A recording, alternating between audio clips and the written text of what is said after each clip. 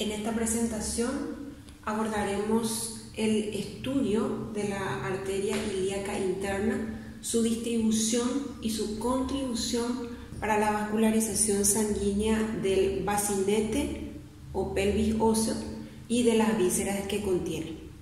Para el efecto hay que recordar que la aorta se termina a nivel de la quinta o sexta vértebra lumbar por una doble bifurcación en dos arterias ilíacas externas y dos arterias ilíacas internas. La que nosotros representaremos será la arteria ilíaca interna del lado derecho, ya que esta es una vista medial de la mitad derecha del bacinete.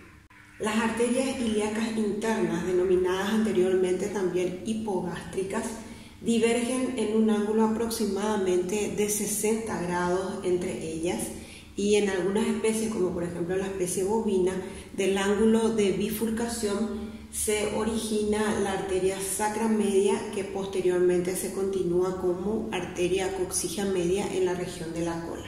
En el caso de la especie equina es inconstante, razón por la cual no la vamos a representar en esta presentación.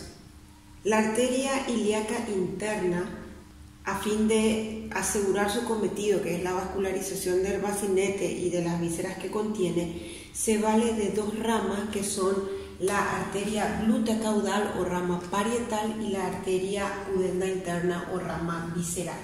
Ambas ramas se originan aproximadamente a nivel de la articulación lumbosacra. La arteria glútea caudal se dirige hacia abajo, hacia atrás, en el interior de la cavidad pelviana. Emite una serie de ramas colaterales conocidas como ramas segmentales. Estas ramas se dirigen hacia los orificios sacroventrales, atraviesan el canal vertebral. Dentro del canal vertebral refuerzan la arteria espinal mediana. Algunas de estas ramas abandonan el canal vertebral a través de los orificios sacrodorsales y se distribuyen en la musculatura epiaxial y la región de la grupa. La arteria glútea caudal abandona la cavidad pelviana perforando el ligamento sacrociático, que en estado fresco completa la pared lateral de la pelvis.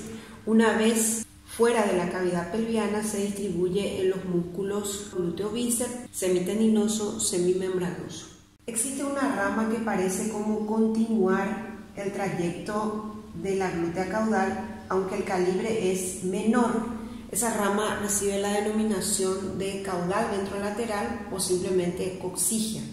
Esta última emite una rama conocida como coxígea media, cuyo origen es muy variable, ya que puede proceder directamente de la sacra media en las especies en las que se presente con mayor regularidad. También puede proceder directamente de la glútea caudal derecha o izquierda, considerando que la coxígea media es un vaso impar, o bien, como lo representamos acá, de la caudal ventrolateral derecha en este caso. Tanto la coxígea media como la caudal ventrolateral se distribuyen en los músculos y elementos de la cola. Una de las ramas de mayor calibre que origina la glútea caudal es la arteria glútea craneal.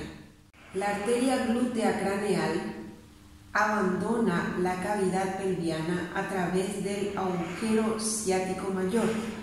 Hay que recordar que ese agujero u orificio se forma a expensas de la presencia del ligamento sacrociático, que se inserta en la espina ciática y en la tuberosidad isquiática. La arteria glútea craneal contornea el borde interno del ilion y se distribuye en los músculos glúteos.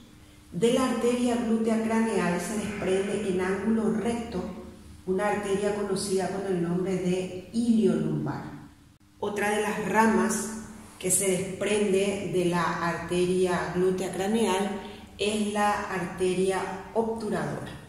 Esta se dirige hacia el orificio obturador, lo atraviesa y se distribuye principalmente en la región del muslo medial. En el caso del macho, esta rama aporta importante caudal de sangre al órgano copulador. Antes de que la arteria obturadora atraviese el orificio obturador, emite una rama conocida con el nombre de arteria ilíaco-femoral.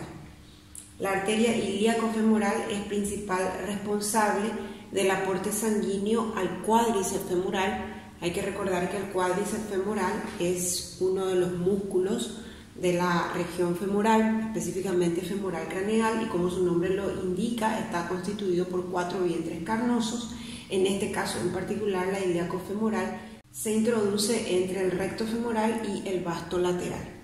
La siguiente rama es la rama visceral, conocida con el nombre de pudenda interna. Como ya habíamos mencionado, la división de la arteria ilíaca interna se da a nivel de la articulación lumbosacra. La arteria pudenda interna se dirige hacia abajo y hacia atrás, siguiendo el borde dorsal de la cabeza ilíaca del obturador interno. Alcanza la tuberosidad isquiática y en ese punto se divide en 2 ramas.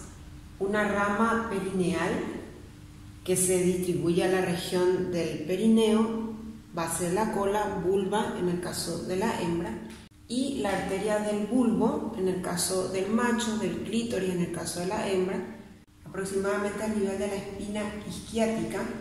Se origina una rama colateral a partir de la pudenda interna, es conocida con el nombre de arteria umbilical, de vital importancia en la circulación fetal posterior al nacimiento. Ya una vez que se establece la circulación postnatal, este vaso sanguíneo se retrae hacia la cavidad, hacia el interior de la cavidad pelviana. Sin embargo, una parte, la parte proximal del vaso sanguíneo, queda funcional y distribuye ramas a segmentos interesantes de la vejiga de la orina, y también existen en el caso del macho ramas deferenciales que se distribuyen en el conducto deferente.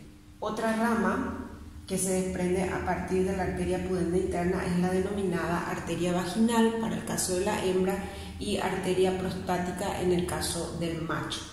Se trate de un macho o de una hembra, esta arteria en ambos sexos emite una rama conocida con el nombre de hemorroidal media, principal responsable de la vascularización del segmento medio del recto, así como la arteria perineal lo es del segmento posterior del mismo órgano. El comportamiento de la arteria ilíaca interna, tal como lo vemos en este esquema, representa su principal contribución a la vascularización sanguínea del pacinete o pelvis óseo y de las vísceras que contiene.